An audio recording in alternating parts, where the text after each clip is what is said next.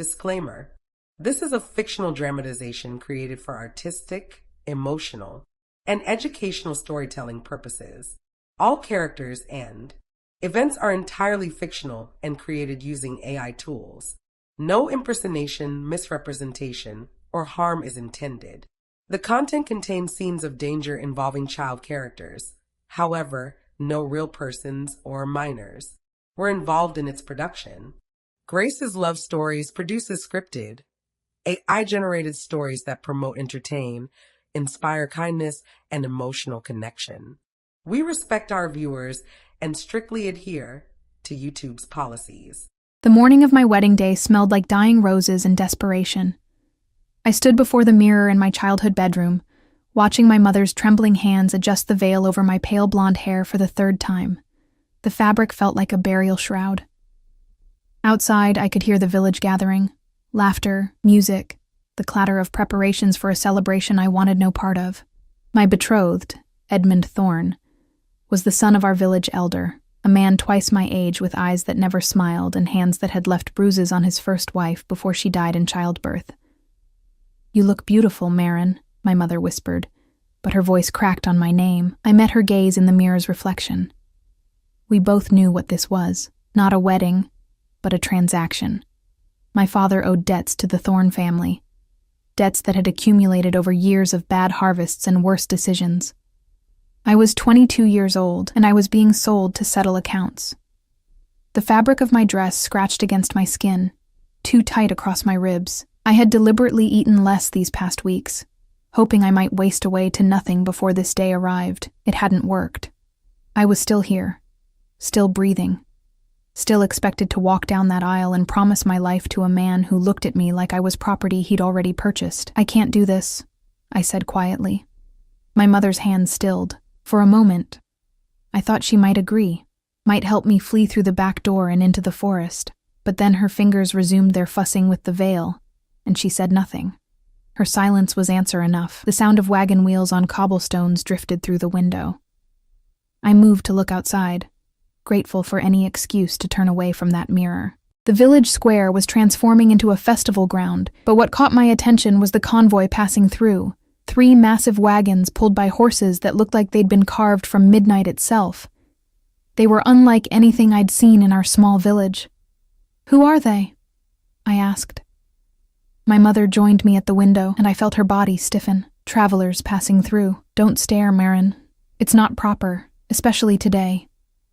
But I couldn't look away.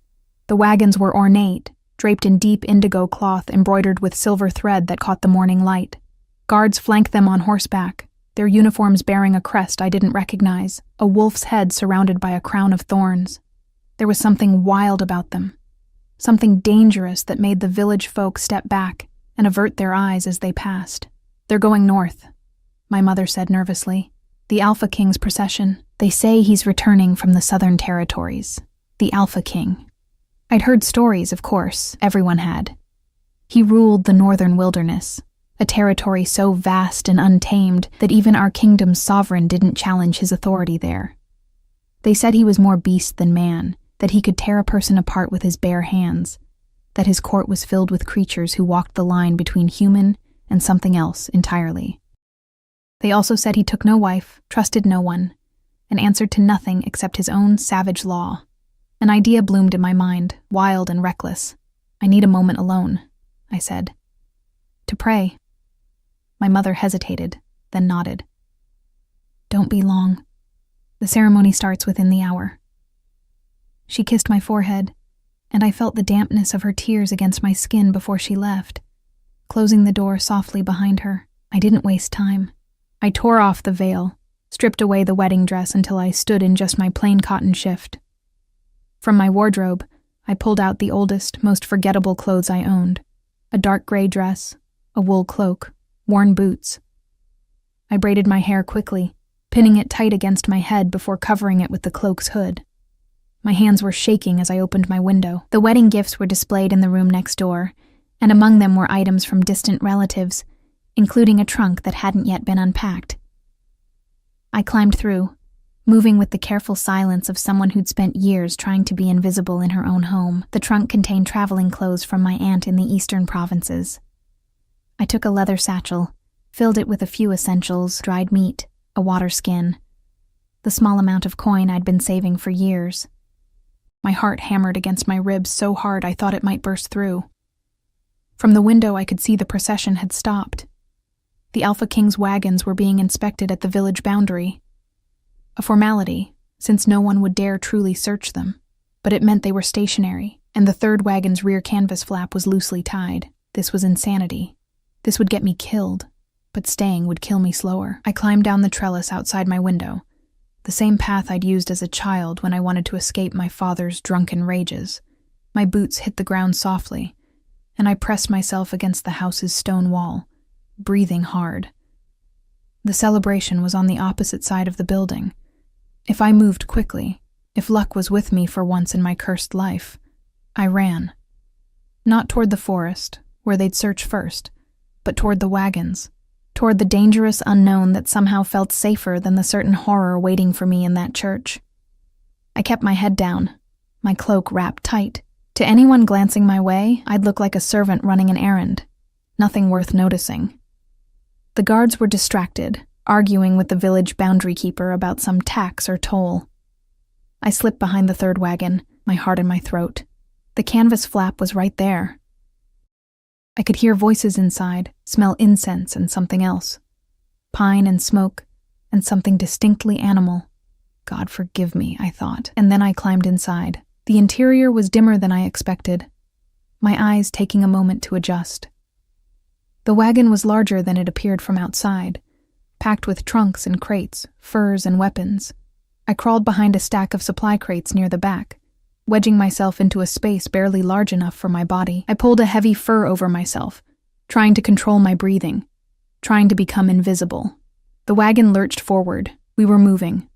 I pressed my hand over my mouth to stifle any sound, my body shaking with a mixture of terror and relief. Behind me, my old life was receding. The wedding that wouldn't happen, the man I wouldn't marry, the mother who couldn't save me. Ahead was uncertainty, danger, possibly death. But it was a death I was choosing. The wagon rolled on, and I lost track of time in that dark space. My body cramped, my legs going numb from the awkward position. I could hear voices occasionally, the guards calling to each other, the drivers urging the horses onward. The sound of the village faded, replaced by the creak of wheels and the whisper of wind through trees. Hours passed. Maybe 3, maybe 5. The light filtering through gaps in the canvas changed from morning gold to afternoon white. My water skin was already half empty, and I rationed each sip, knowing I couldn't predict when I'd have access to more. The wagon hit a particularly rough patch of road, and one of the crates shifted, nearly crushing my hiding spot. I bit down on my lip to keep from crying out, tasting copper. The fur slipped slightly, and I scrambled to pull it back, my heart racing. "Easy there!" someone shouted from outside. We slowed, then stopped. I froze, barely breathing. Had they heard something? Seen something? I pressed myself deeper into the shadows, praying to gods I wasn't sure I believed in anymore. The canvas flap was suddenly torn open. Light flooded in, blinding after hours in dimness. I squeezed my eyes shut, then forced them open, blinking away tears. A figure stood silhouetted in the opening, broad-shouldered and imposing. As my vision cleared, I saw him fully. He was younger than I expected, perhaps 30, with dark hair that fell just past his shoulders, and eyes that seemed to shift color in the light, from amber to something almost silver. His face was sharp angles and hard lines, handsome in a way that felt dangerous, like admiring a blade before it cuts you.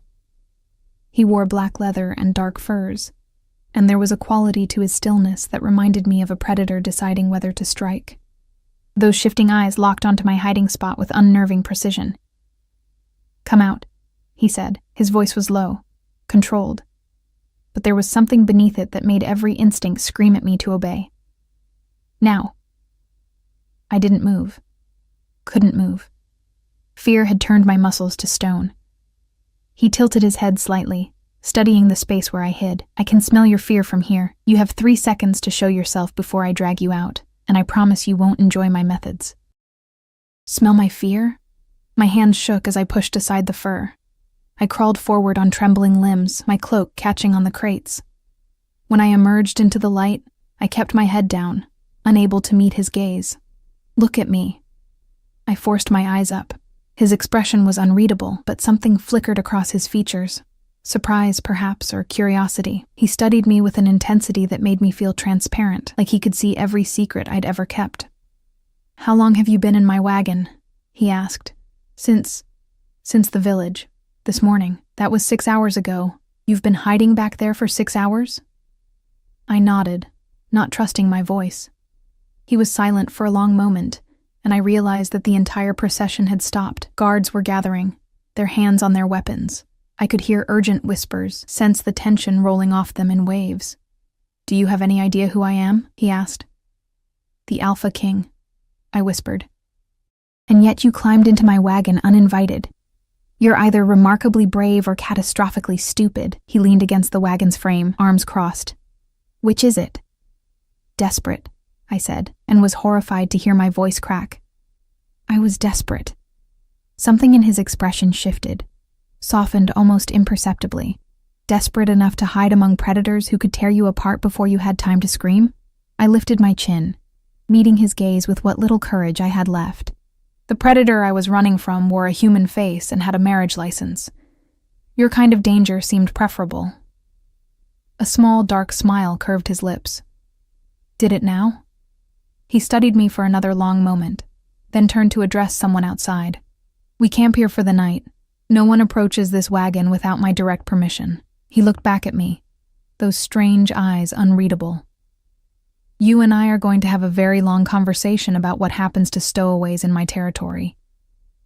The canvas flap fell closed, sealing me in dimness once again. But this time I wasn't alone. The Alpha King remained inside, and the small space suddenly felt impossibly intimate. What's your name? He asked. Marin. Well, Marin, he said, settling onto one of the crates with an easy grace that belied his size. You've made an interesting choice today.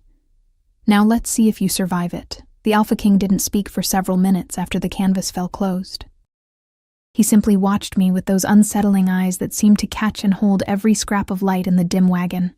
I remained near the entrance, my body coiled tight with the instinct to flee, though there was nowhere to go. Outside, I could hear his guards setting up camp, the sound of tents being raised, fires being started, low voices conducting the business of making temporary shelter. Sit, he finally said, gesturing to a crate opposite him. I hesitated, then obeyed. My legs were grateful for the reprieve after hours of cramped hiding. As I settled onto the wooden surface, I kept my eyes downcast, studying the intricate patterns woven into the rug beneath our feet. It was finer than anything in our village, deep red with gold thread forming symbols I didn't recognize. You're not what I expected to find, he said. What did you expect? A spy, perhaps, an assassin. Someone sent by the southern lords to gather intelligence or attempt something foolish. He leaned forward, elbows on his knees. Instead, I find a girl running from a wedding. It's almost disappointingly mundane. The dismissal in his tone sparked something hot in my chest. I'm sorry my suffering isn't exotic enough for you. His eyebrows rose slightly. There's some fire under all that fear. Good. You'll need it. He reached behind him and produced a water skin, tossing it to me. Drink. You look half dead. I caught it clumsily, my hands still shaking from adrenaline. The water was cold and clean, better than anything from our village well. I drank deeply, not realizing how parched I'd become until the liquid hit my throat. Slowly, he warned. You'll make yourself sick. I lowered the skin, wiping my mouth with the back of my hand. Are you going to kill me? That depends entirely on your answers to my questions. He studied me with that predatory focus. This man you were meant to marry, tell me about him. Why does it matter? Humor me. I swallowed hard, the water suddenly sitting heavy in my stomach. Edmund Thorne, 43 years old. His first wife died 3 years ago. and he's been looking for a replacement ever since. My father owed his family money, and I was the payment they agreed upon. How much money? Does it matter? Everything matters. How much? 300 silver marks. Something dark flickered across his features. They sold you for 300 marks? That's barely enough to buy a decent horse. The casual cruelty of the comparison shouldn't have stung, but it did. I looked away, blinking back the heat behind my eyes. I'm aware of my value, Your Majesty. I doubt that very much. He stood, unfolding to his full height, and the wagon suddenly felt impossibly small. He moved to one of the trunks, opening it to reveal neat stacks of clothing and supplies. You're malnourished, exhausted, and clearly haven't been properly cared for in some time.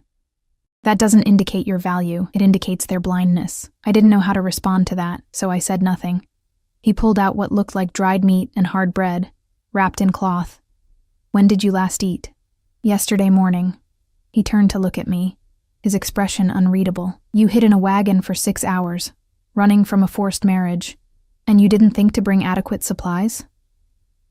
I brought what I could grab in 5 minutes. He handed me the food. Eat. And while you do, explain to me what you thought would happen when you reached wherever it is you imagined this wagon was going. I took the food, my stomach growling at the mere sight of it. The meat was venison, seasoned with herbs I couldn't name. I forced myself to eat slowly, though I wanted to devour it like an animal. I didn't think that far ahead, clearly. I just knew I couldn't marry him. I couldn't... My voice caught, and I had to stop, focusing on chewing, on breathing, on anything except the memory of Edmund's cold eyes assessing me like livestock. His first wife had bruises. Everyone knew, but no one said anything. And after she died, after the midwife came out of that room with blood on her hands and a dead infant, Edmund barely waited a month before looking for his next victim. The Alpha King returned to his seat, watching me with an intensity that should have felt threatening, but somehow didn't. So you chose possible death in a stranger's wagon over certain misery in a known monster's home. Yes. That took courage. I laughed, a bitter sound. It took terror. There's a difference. Is there? He tilted his head. Most people freeze when terrified. They let fear make them passive. You acted. That's courage, even if you don't recognize it. Outside, someone called his name. Darius. And he responded with a short, commanding reply in a language I didn't understand. Darius. The Alpha King had a name, and somehow knowing it made him feel both more and less dangerous. Your guards are looking for you, I said. They can wait. We're not finished. He leaned back, his posture deceptively relaxed. Here's your situation, Marin. You're 6 hours from your village, well into territory that your people consider wilderness. You have no supplies, no plan, and no protection. If I put you out of this wagon right now, you'd be dead before morning. If the cold didn't get you, the wolves would. And I'm not speaking metaphorically. My chest tightened. So you are going to kill me.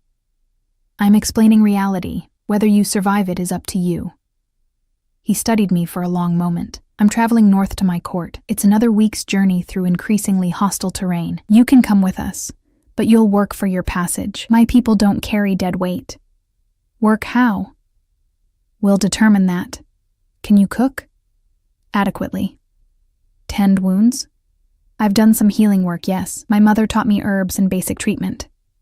His eyes sharpened with interest. That's useful. My men are warriors. They're constantly injured and notoriously bad at caring for themselves. He stood again, moving to the wagon's entrance. You'll ride in this wagon during travel and assist my camp healer in the evenings. In exchange, you'll have protection, food, and safe passage to the northern territories.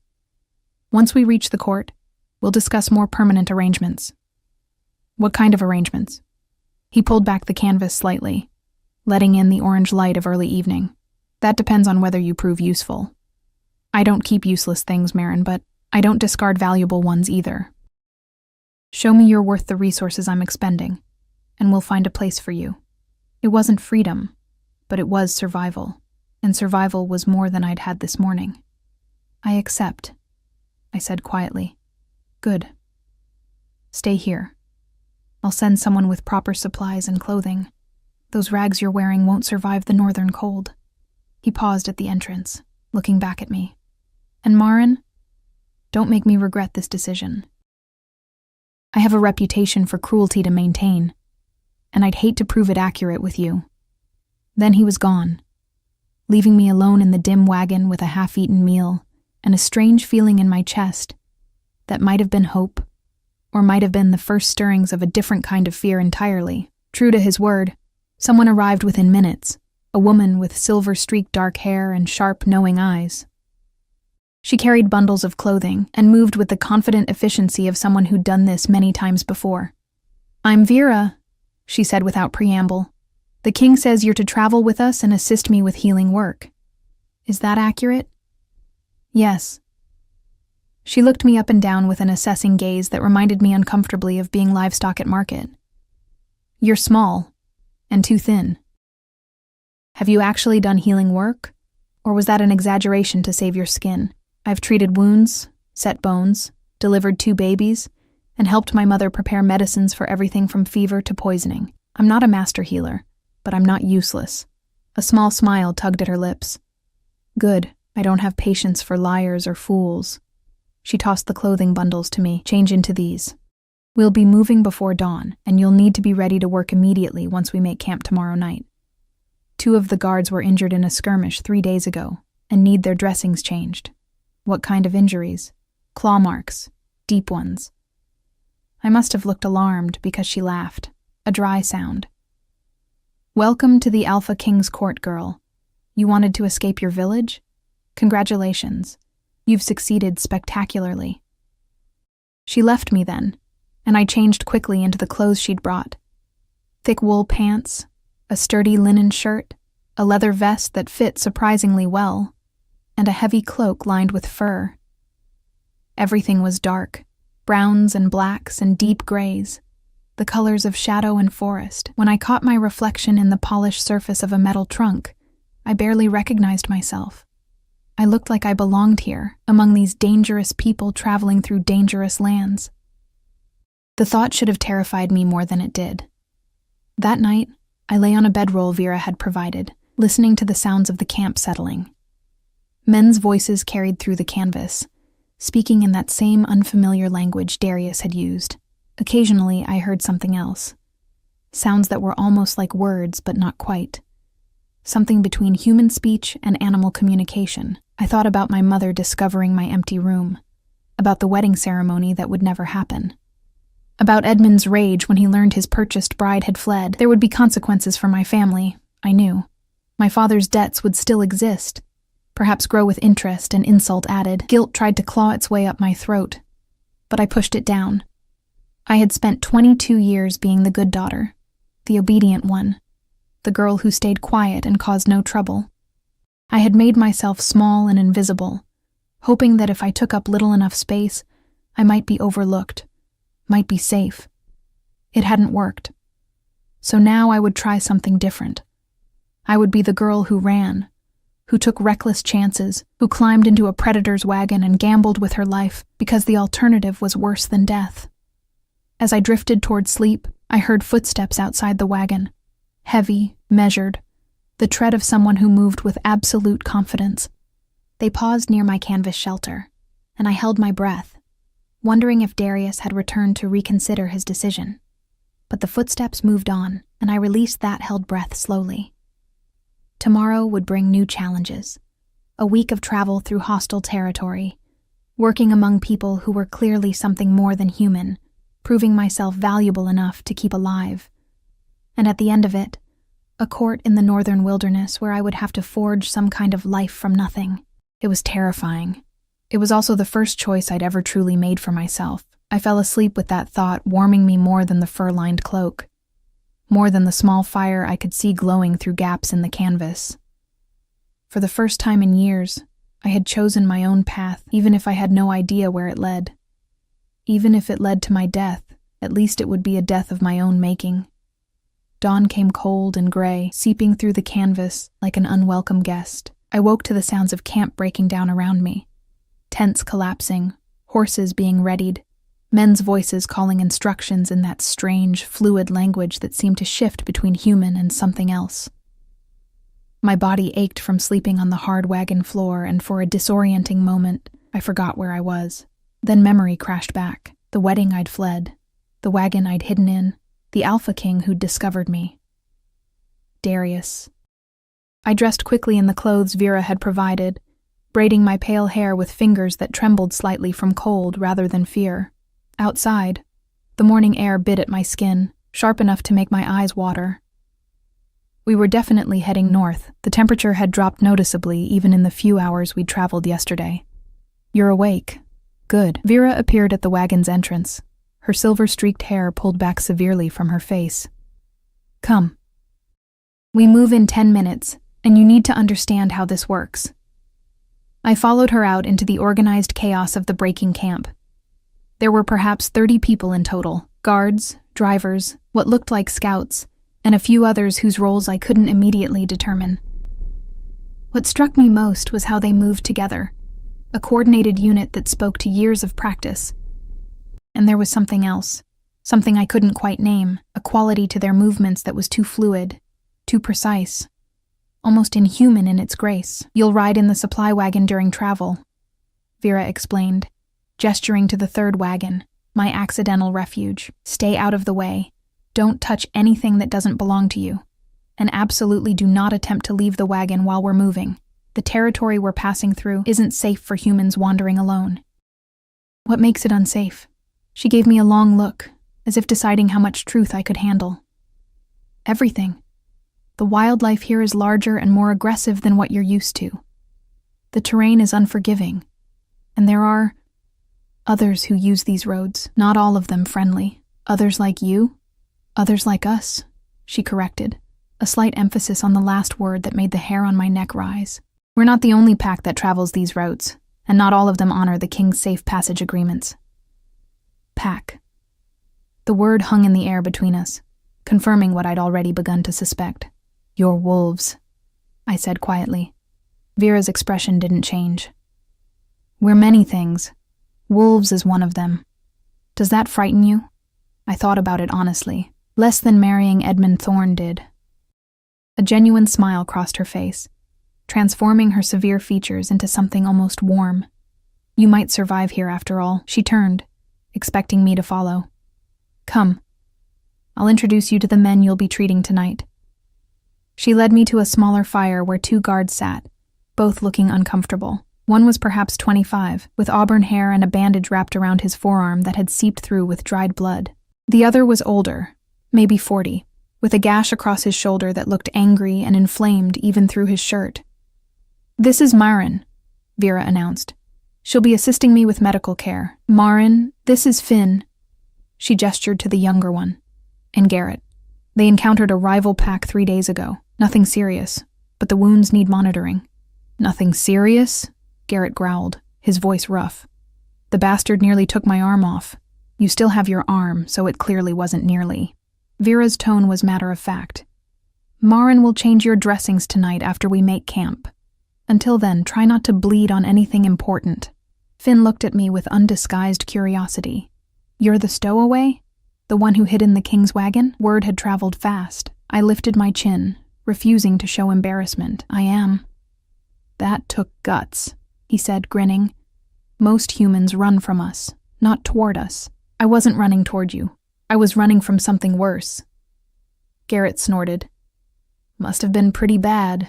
It was. Something in my tone made them both fall silent. Vera gave me an approving nod before gesturing back toward the wagons. "Remember what I said. Stay in the wagon, stay quiet, and we'll talk more tonight." The day's travel was long and monotonous. I sat in the swaying wagon, watching the landscape change through gaps in the canvas. We left behind the gentle hills and cultivated fields near my village, entering true wilderness, dense forest where the trees grew so thick that sunlight barely penetrated, streams that ran quick and cold over dark rocks, mountains rising in the distance like ancient sentinels. Occasionally, I'd hear the guards calling to each other, their voices carrying that strange, almost howl quality. Once, I heard something answer from deep in the forest, a sound that made every instinct scream danger. The wagon didn't slow, and none of the guards seemed concerned. But I found myself pulling the fur-lined cloak tighter around my shoulders. We stopped briefly at midday to rest the horses and take a quick meal. I remained in the wagon as instructed, and Vera brought me bread, cheese, and dried fruit. As I ate, I noticed Darius moving through the camp, checking on his people, speaking quietly with various guards.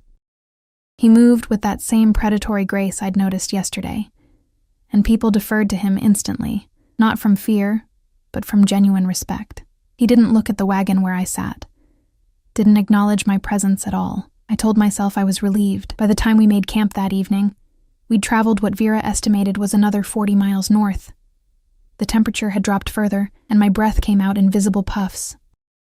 The camp was set up with military efficiency: fires, tents, a perimeter of guards that rotated in shifts I didn't fully understand. "Bring your supplies," Vera instructed, handing me a leather satchel. "We'll start with Finn.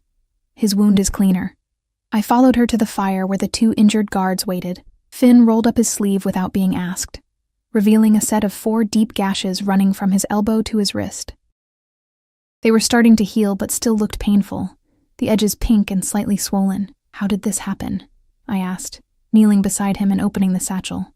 Inside were bandages, various dried herbs, a flask of what smelled like strong alcohol, and clean needles with thread.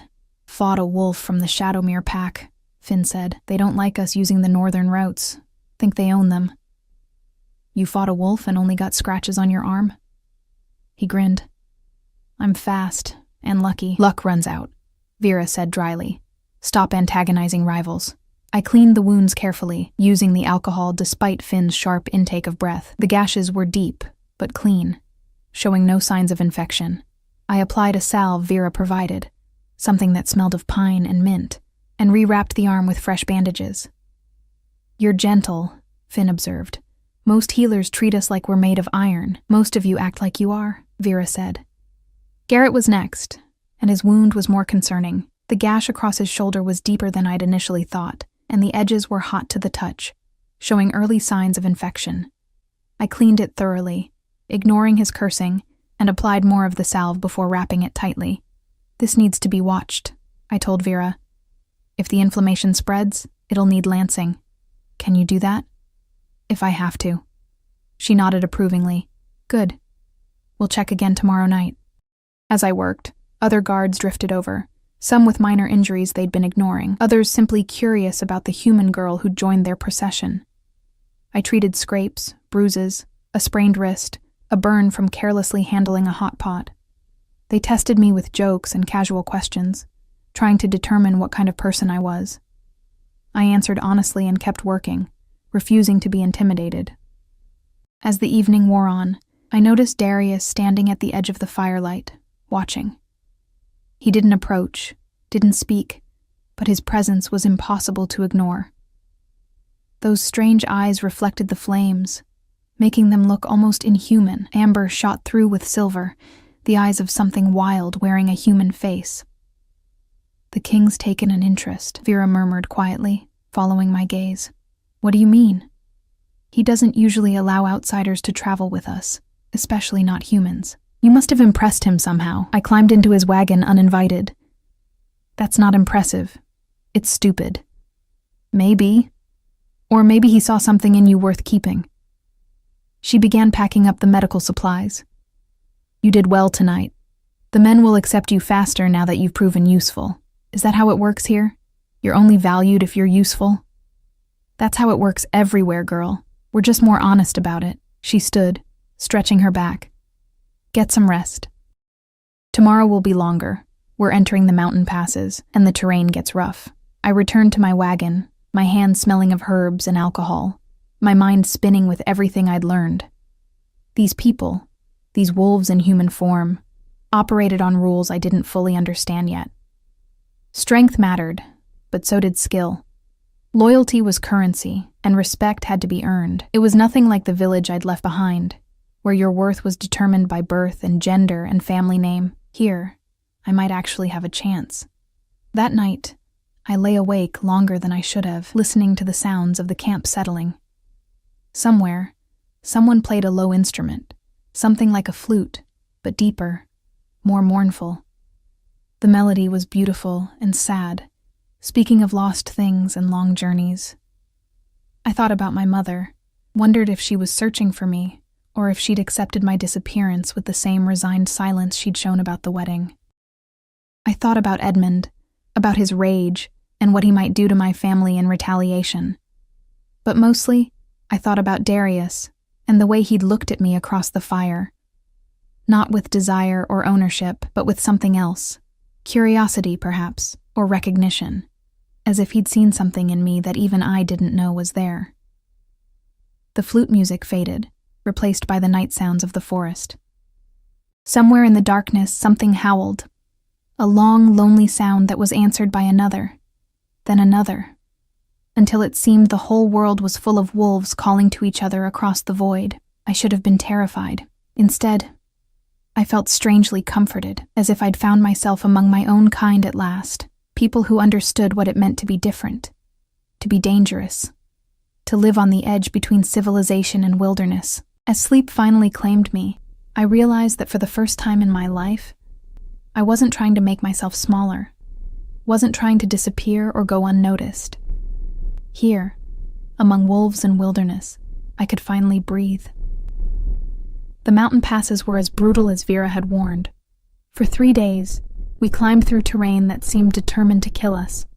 Narrow paths carved into cliffsides, loose rocks that shifted underfoot, winds that howled through the peaks like living things. The temperature dropped so severely that ice formed on the wagons each morning, and my fingers went numb even inside the thick gloves Vera had provided.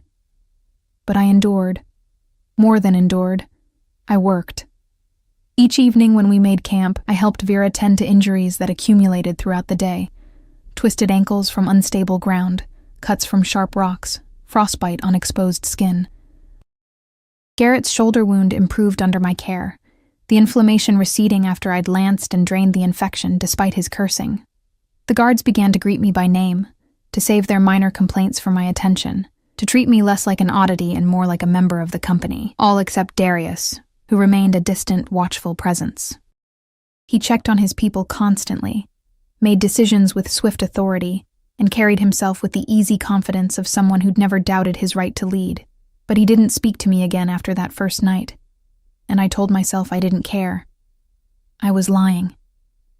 On the 4th day in the mountains, everything changed. We'd stopped for the midday rest at a wider section of the path, a small plateau that offered enough space for the wagons and horses to stand comfortably. I was helping Vera inventory our medical supplies. We were running low on certain herbs, and she was teaching me which mountain plants could substitute when Finn came running from the forward scout position. "Riders approaching," he called out, his voice tight with tension. "At least a dozen.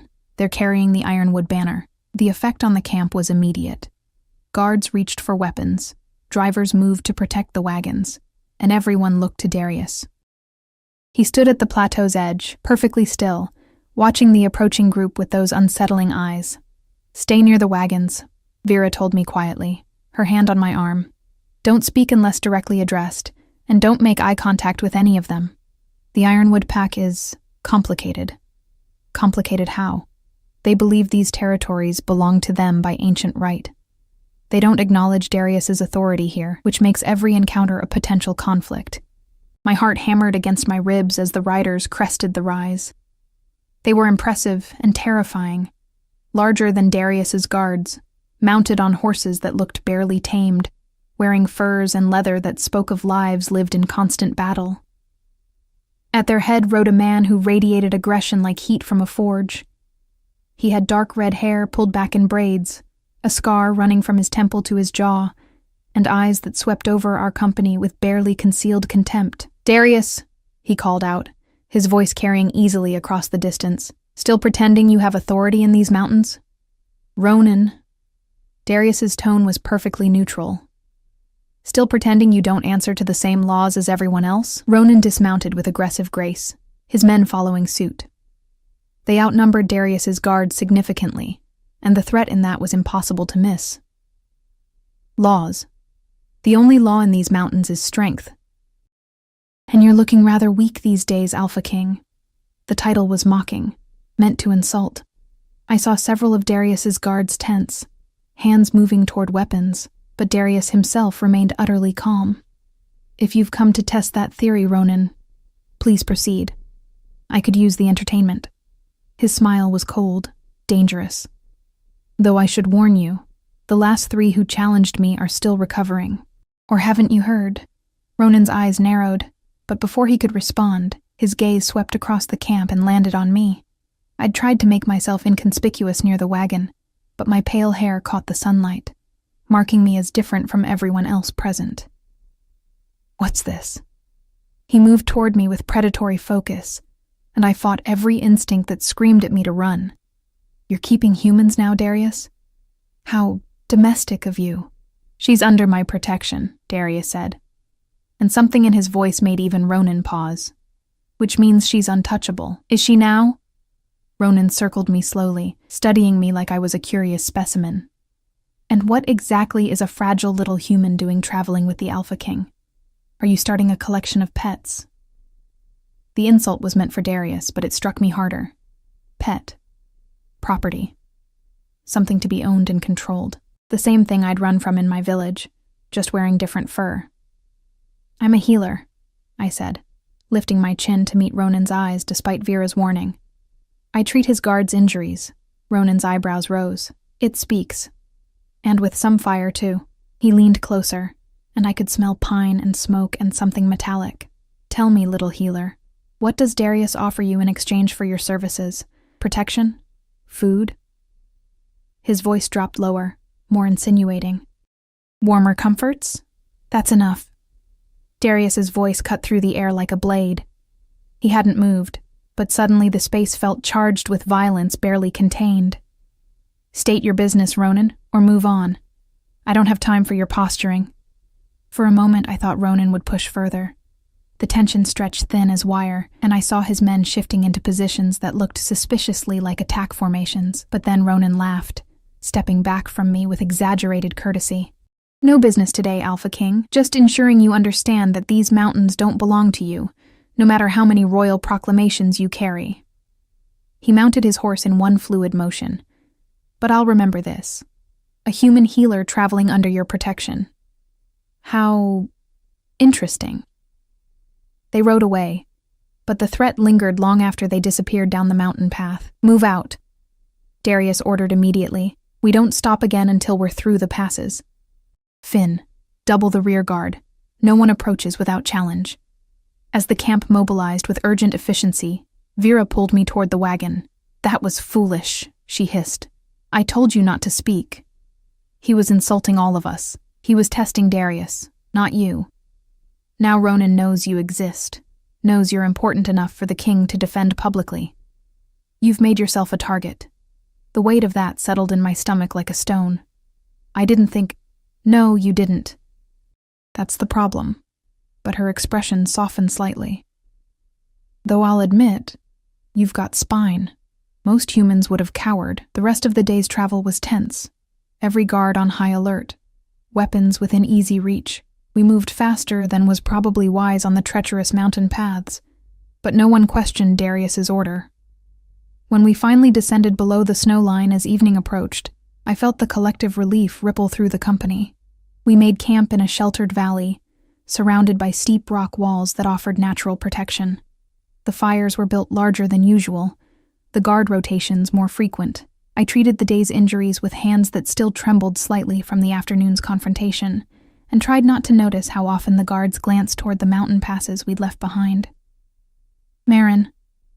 I looked up from rewrapping Finn's arm to find Darius standing at the edge of the firelight. It was the first time he'd addressed me directly since that initial night, and everyone around the fire went quiet. Yes, Your Majesty, walk with me. It wasn't a request. I finished tying off the bandage, then stood, very aware of every eye following us as I joined him. He led me away from the fires, toward the edge of camp where 2 guards stood watch. They nodded to Darius and deliberately looked away, giving us privacy. The night air was cold, but no longer brutal. Above us, stars scattered across the sky in unfamiliar patterns, constellations I'd never learned the names of. What you did today was dangerous, Darius said without preamble. I know. Vera already lectured me. Vera doesn't understand the full scope of what you've done. He turned to face me, and in the darkness, his eyes caught the starlight, glowing faintly. Ronan is ambitious and violent. He's been looking for weakness to exploit. Reasons to challenge my authority. By defending you publicly, I've given him leverage. Guilt twisted in my chest. I'm sorry. I didn't mean to cause problems. I'm not finished. His voice was calm but firm. Ronan now believes you're important to me, which makes you a potential target. He'll wonder why a human healer matters enough for me to claim publicly. And he'll test that claim however he can.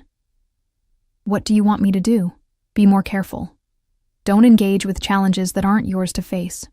And understand that every action you take reflects on me and my authority here. He paused. But I also want you to know that my protection of you today wasn't merely strategic. My breath caught. What was it then? You showed courage speaking up when insulted. Foolish courage, perhaps, but courage nonetheless. Something that might have been a smile crossed his face. You remind me that humans aren't all fragile, fearful creatures. Some have steel in their spines. I spent 22 years being fragile and fearful, I said quietly. It didn't protect me. Maybe courage won't either, but at least it feels like living. He studied me for a long moment, and I couldn't read his expression. You're different from what I expected when I found you hiding in my wagon. What did you expect? Someone running from pain, looking for someone else to save them. He turned back toward the stars. Instead, I found someone running toward possibility, even if that possibility included death. That's rare. We stood in silence for a while, and I felt something shift between us. A recognition of kindred spirits, perhaps, or simply the acknowledgement that we'd both chosen paths that most would call insane. We'll reach my court in 3 days, Darius said finally. You'll need to decide what you want your life to look like there. I can offer you a position with Vera, training properly as a healer. You'd have protection, purpose, and independence, but you need to understand what you'd be accepting. What do you mean? My court isn't human, Marin. We don't follow human customs or human laws. You'd be living among wolves, among people who can shift between forms, who have instincts and hierarchies you don't understand yet. It would be dangerous, unpredictable, and nothing like the life you knew. The life I knew was killing me slowly, I said. At least this danger is honest. He turned to look at me fully, and something in his expression made my heart race. Then welcome to the pack, Marin. May you survive it. As we walked back toward the fires, I realized that sometime in the past 4 days, I'd stopped thinking of these people as kidnappers or threats. They'd become something else, companions, maybe even the beginning of family. And Darius, the Alpha King who should have terrified me, had become someone I wanted to understand, to prove myself to stand beside rather than behind. It was terrifying and exhilarating in equal measure. That night, as I settled into my bedroll, I heard the wolves calling again, that long, mournful sound that had once frightened me. Now I understood it differently. They weren't crying out in pain or loneliness.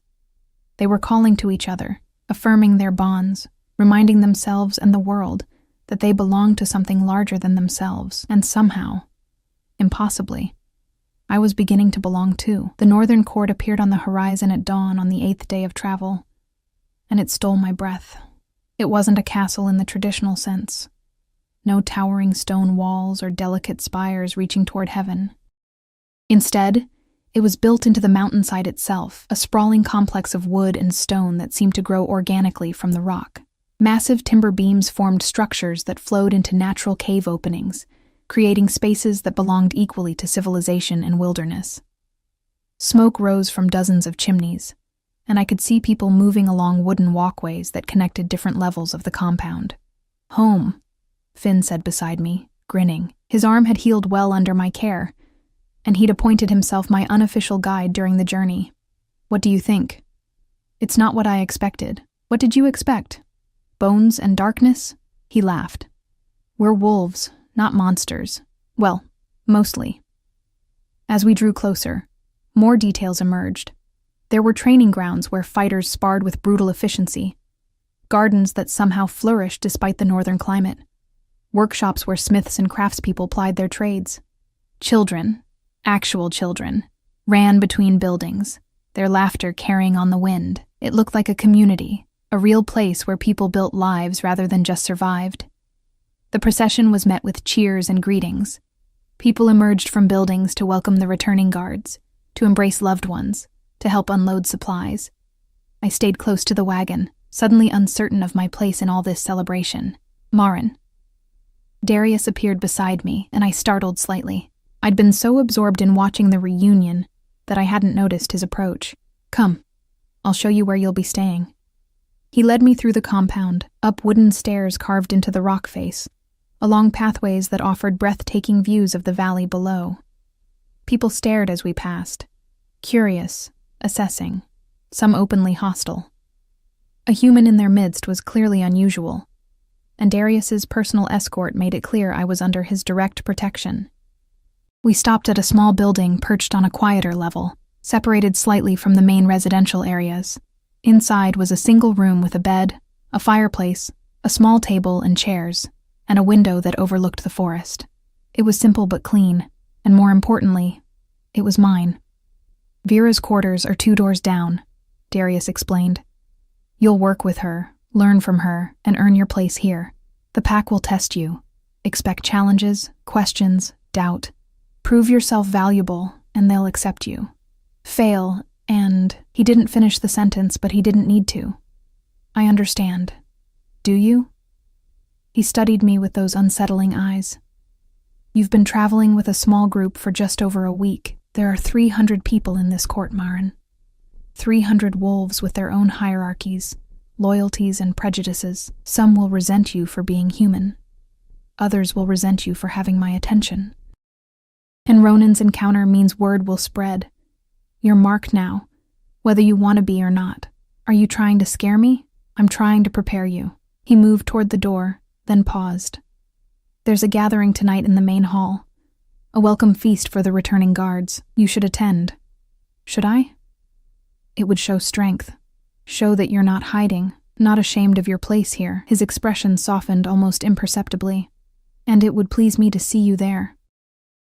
He left before I could respond, and I stood alone in my new room, my heart racing from that last statement. It would please me. Not an order, but something more personal, more complicated. I spent the afternoon with Vera, who showed me her healing quarters, a larger space filled with herbs, medicines, surgical tools, and texts written in languages I couldn't read. She was methodical in her instruction, testing my knowledge, correcting my techniques, explaining the differences between treating humans and treating wolves. We heal faster, she explained, but we're also more susceptible to silver poisoning, certain plant toxins, and infections from other supernatural creatures. You'll need to learn all of this if you want to be useful here. I will. She looked at me appraisingly. You're determined. I'll give you that. Most humans would have broken by now. The journey alone should have been too much, but you kept working, kept proving yourself. That matters here. Finn said the pack will test me. They will. Expect challenges, both subtle and direct. Some will try to intimidate you, others to seduce you, still others to trip you up with questions you can't answer. Stay honest, stay humble, but don't be weak. Weakness invites cruelty. As evening approached, I returned to my room to prepare for the feast. I had only the clothes Vera had given me for travel, but I braided my pale hair carefully, washed my face in the basin, and tried to look like someone who belonged among wolves. The main hall was enormous, carved partially from a natural cave, and extended with massive timber construction. Long tables filled the space, already crowded with people eating, drinking, and celebrating the successful journey. The noise was overwhelming. Laughter, arguments, the clatter of dishes, snatches of song in that fluid language I was learning to recognize. I hesitated at the entrance, suddenly aware of how different I looked, how out of place I was. There you are. Finn appeared at my elbow, grinning. Come on, you're sitting with us. He guided me to a table where Garrett and several other guards I'd treated sat. They made space for me immediately, and someone pushed a plate of food into my hands. Roasted meat, root vegetables, bread that was still warm. The acceptance was casual, unspoken, but real. To Marin, Garrett said, raising his cup. The only healer who's made me admit I was actually injured. The others laughed and raised their cups too, and I felt warmth spread through my chest that had nothing to do with the fire. As the evening progressed, I began to relax. People asked me questions, where I was from, how I'd learned healing, what I thought of the North. I answered honestly, and they seemed to appreciate the directness. Some were clearly testing me, looking for weakness or deception, but I met their challenges with calm truth. Then I felt him watching me. I looked up to find Darius at the head table, elevated slightly on a platform that marked his status. He was surrounded by advisors and high-ranking pack members, but his attention was on me. Our eyes met across the crowded hall, and something passed between us. Recognition, connection, a wordless conversation that made my breath catch. Someone at his table spoke to him, breaking the moment, and he turned away. But I felt the ghost of that gaze for the rest of the night. He's interested, Garrett said quietly beside me. What? The king. He doesn't look at people like that unless they matter. He took a long drink. Be careful, Marin. That kind of attention can be dangerous. I'm not looking for that kind of attention. Doesn't matter if you're looking for it or not. It's found you anyway. The feast continued late into the night, but I slipped away earlier than most, overwhelmed by the noise and the constant attention. Outside, the air was cold and clean, and I breathed deeply, trying to settle my racing thoughts. Running away already? I spun to find Ronan leaning against the wall near the entrance, a cup in his hand and a dangerous smile on his face. My heart lurched into my throat. Just getting air, I said, keeping my voice steady. Of course. He pushed off the wall, moving closer. Tell me, little healer, how does it feel to be Darius's new pet project? I'm not anyone's pet. No? Then what are you? A healer, you said. But I think you're more than that. I think you're a test. Darius seeing if he can domesticate himself, bring something soft and human into his world without destroying it. He circled me slowly. I wonder how long you'll last. Long enough to prove you wrong, he laughed, genuinely amused. There's that fire again. I like it. Makes me understand why he's kept you. He leaned closer, his voice dropping. But understand something, girl. Darius may be Alpha King, but his protection only extends so far. There are places in these mountains where his word means nothing, and if you ever find yourself in one of those places, he let the threat hang unfinished. Ronan. Darius's voice cut through the darkness like a blade. He emerged from the hall, and the temperature seemed to drop further. You're not welcome in my court uninvited. I was invited. Your celebration is open to all pack leaders, or have you forgotten tradition? Ronan smiled, unrepentant. I was just getting to know your interesting new acquisition. She's not an acquisition. She's under my protection, which you're currently violating. Darius moved to stand beside me, and I felt the barely leashed violence radiating from him. Leave. Now. Before I forget we're supposed to maintain peace. For a heartbeat, I thought Ronan would challenge him. The air crackled with tension, two alpha predators facing off over territory and pride. But then Ronan stepped back, hands raised in mock surrender. Peace, Alpha King. I'm going. He looked at me once more. Enjoy your safety while it lasts, little healer. He disappeared into the darkness, and I released a breath I didn't know I'd been holding. Are you hurt? Darius asked, his hand on my arm, checking me over with clinical efficiency. I'm fine. He just talked. Ronan doesn't just talk. Every word is a weapon. He studied my face in the dim light spilling from the hall. You need to understand something, Marin. There are people who will use you to get to me, who will see you as a weakness they can exploit. I can't protect you from everything, especially if you keep walking into danger alone. I just stepped outside for air. In a place you don't know, full of people you don't understand, without telling anyone where you were going. His frustration was evident. That stops now. You want independence? Earn it by being smart, not reckless. His words stung because they were true. I'd been operating on instinct and stubbornness, not strategy. You're right. I'm sorry. Some of the tension left his shoulders. I'm not trying to control you. I'm trying to keep you alive long enough to actually build a life here. Why? The question escaped before I could stop it. Why does it matter so much to you? He was quiet for a long moment, his eyes searching my face. Because when I found you in that wagon, terrified but defiant, running from a fate worse than death, I saw something I recognized. Someone who refused to be broken by a world that wanted them small and obedient. Someone who chose danger and possibility over safe misery. That's what you saw in me? That's what I see in you still. He reached out, almost touching my face, then dropped his hand. You don't belong in a cage, Marin. Neither do I. Maybe that's why your presence here feels right.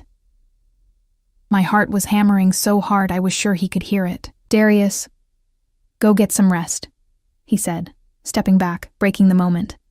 Tomorrow, Vera will continue your training. And Marin, thank you. For what? For choosing to stay. For not running when things got difficult. For being, he paused, searching for words. For being exactly who you are. He left me there in the cold darkness, my mind spinning, my heart full of emotions I couldn't name. The following weeks blurred together in a rhythm of work and learning. I trained with Vera, absorbing everything she taught me about healing wolves, about the unique challenges of treating supernatural injuries, about the politics and hierarchies that governed the court. I treated injuries, delivered a baby when one of the pack members went into early labor, even helped set a bone when a young wolf broke his leg during training. Slowly, grudgingly, the pack began to accept me. Not all of them. There were still those who saw me as an outsider, a human contamination in their pure world. But enough of them respected my skill and my determination that I found my place, carved out a small corner of belonging in this wild northern court. And through it all, I felt Darius watching. Not constantly, not oppressively, but present. He'd appear during my training sessions, observing quietly. He'd ask Vera about my progress. He'd nod to me when we passed in the corridors, a small acknowledgement that somehow meant everything. 3 months after my arrival, on a night when snow fell soft and silent over the mountains, someone knocked on my door. I opened it to find Darius standing there, snowflakes catching in his dark hair, his eyes reflecting the lamplight from my room. "Walk with me?" he asked. I grabbed my cloak without hesitation. He led me along the walkways, up to the highest point of the compound, where a platform jutted out over the valley. The view was breathtaking, mountains and forest stretching endlessly under a sky full of stars, snow turning the world silver and strange. "I received word today," Darius said. "Your former village sent an inquiry through official channels. They want to know if we've seen a girl matching your description. Edmund Thorne is still looking for his runaway bride." Fear clenched in my stomach. "What did you tell them?" "That we don't track every traveler who passes through our territory." He turned to face me. "But they're persistent. Eventually, they may send someone to search personally. Should I leave? Go somewhere else where they won't find me?" "Is that what you want?" I looked out at the wild, beautiful landscape, thought about the life I'd built here, the people who'd become family, the work that gave me purpose. "No." "Then stay. But understand what that means." He moved closer. "If they come for you, if Edmund tries to reclaim what he thinks he owns, it will cause conflict. Human law versus pack law. Your former community versus mine. I won't let that happen. You'll let me handle it." His voice was firm. "This is my territory, my court, my authority. And you, Marin." He reached out, finally completing that gesture from months ago. His hand cupping my face gently. "You're mine to protect." "Yours?" My voice came out barely a whisper. "If you want to be. No obligation, no ownership. But if you choose to stay, if you choose this life, choose me, then I will defend that choice with everything I have." I leaned into his touch, my hand covering his. "I choose this. I choose you. I choose the life I'm building here."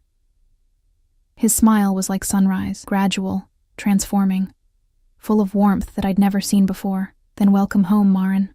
Truly home." He kissed me then, soft and careful, like I was something precious he'd been afraid to break. And for the first time since I'd climbed into that wagon so many miles and lifetimes ago, I felt completely, utterly safe.